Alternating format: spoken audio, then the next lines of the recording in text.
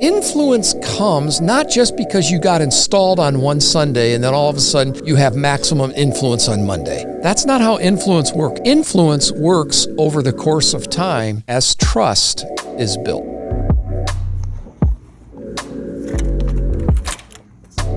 So, Pastor Doug, thanks for being in Illinois, coming to visit us in the office. You bet. I always love this campground. I have a lot of experience, or a lot of memories on this campground from youth ministry days when Ron Heitman was the district youth director, and he and his dog Winston Winston the bulldog ruled the campgrounds.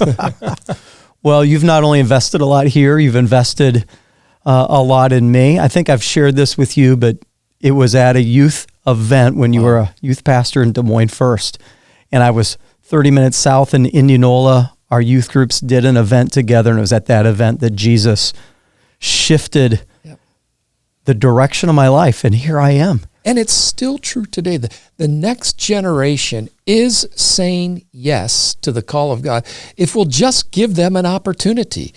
You know, Pastor Joel, I don't want to get out-recruited by Microsoft. So I am challenging our ministers in the Assemblies of God cast a vision for the call of God. And of course, places like here called college are able to take those students and really foster that call and shape that call, and then they're deployed to kingdom work. Yeah. Have you found, we'll get into our planned topic in a second, but have you found this generation of young men and women more open to a fresh call to ministry? Hands down. If I were to break our fellowship down now in decades, 20 to 30-year-olds, 30 to 40-year-olds, 40 to 50, 50 plus, I am most encouraged by the 20 to 30-year-olds. That's so awesome. Just their desire for the deep things of God, their hunger for the things of God, the desire for their life to count. This generation, when they say yes to a calling, they're not asking, okay, what's the insurance package and how much will you match in my 403B? They're saying yes. They're changing the world from their dorm rooms. They're changing the world in their nonprofit developments out of their garage. So there is a courageous spirit, and I believe it's this generation that just may fulfill and see the finishing of the Great Commission. Yeah, that's wonderful and encouraging. Yeah.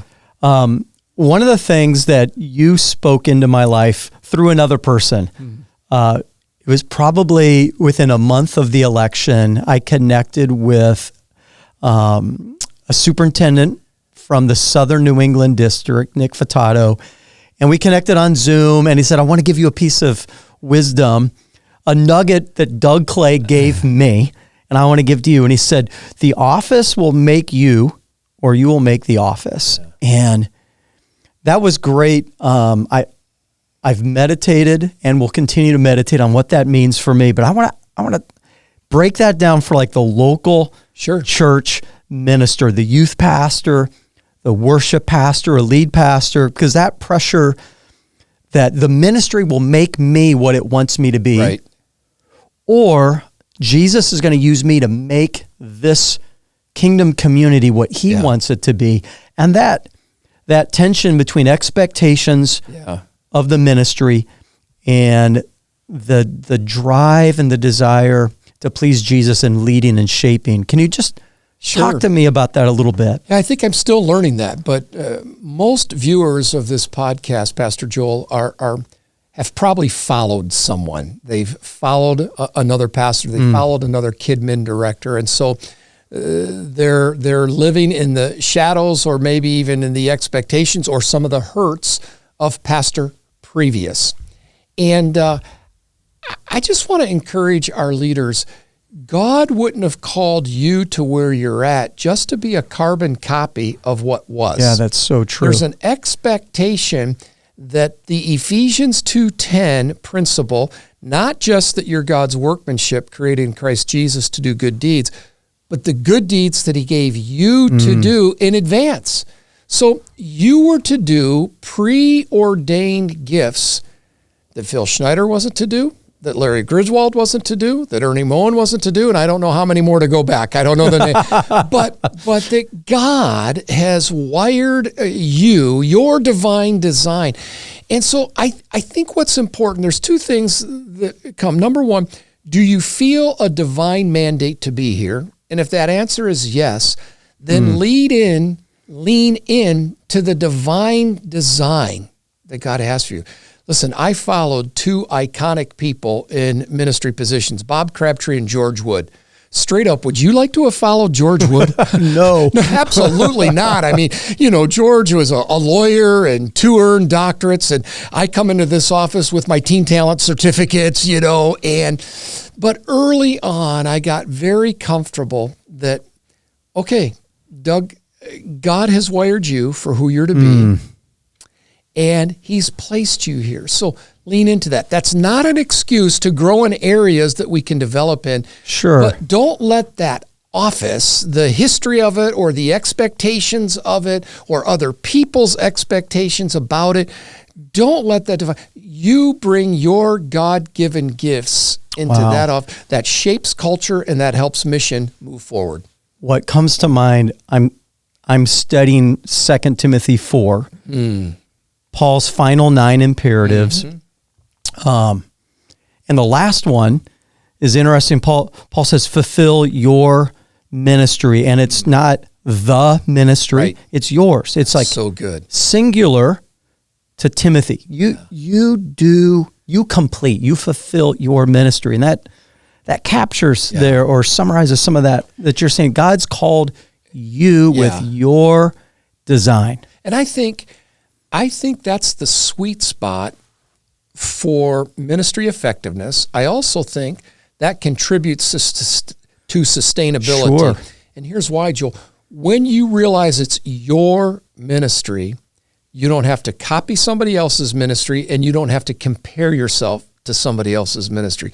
You can work on being the best you that God's created you to be. Okay, so then time out, because you are following Pastor Previous. Yeah. The last worship pastor or the last kids pastor. And so there's this faith community with this built-in expectation of what should be. Yeah.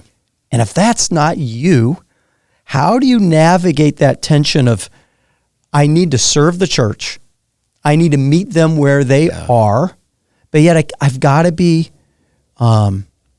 true to my calling and what Jesus wants me to do. Pastors live in that tension. Sure. There is a sacred tension there. A couple things come to my mind.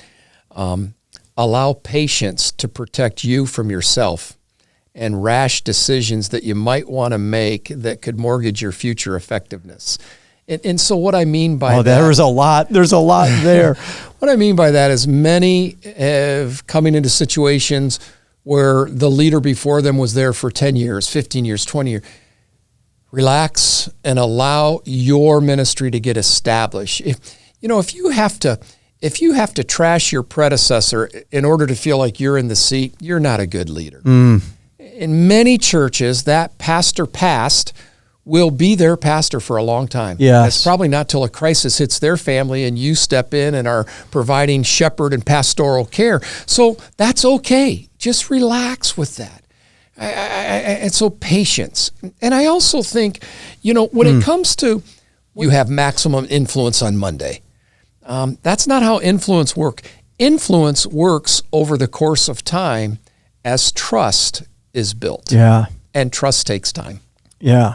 So a pastor has got to lean into that patient trust that his calling or her calling is secure in the Lord, and as they patiently navigate those cultural conflicts and tensions, just being patient and not demanding.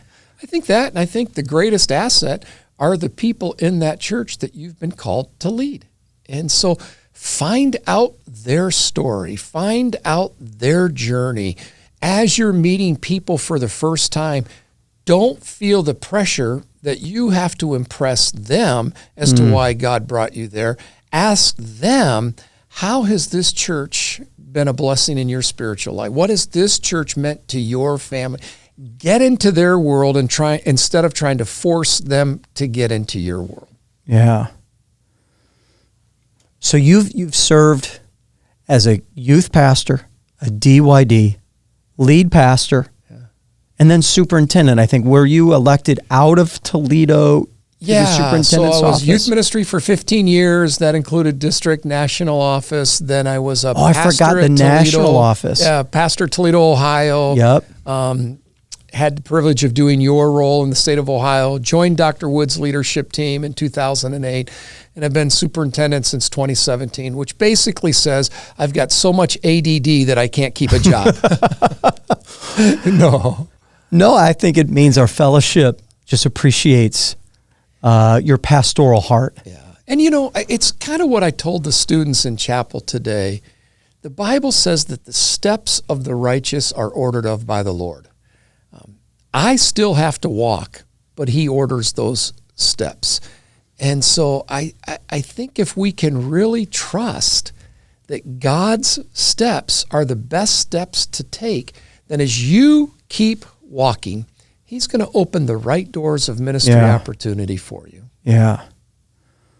Which of those transitions challenge that this office will make you, or you will make the office?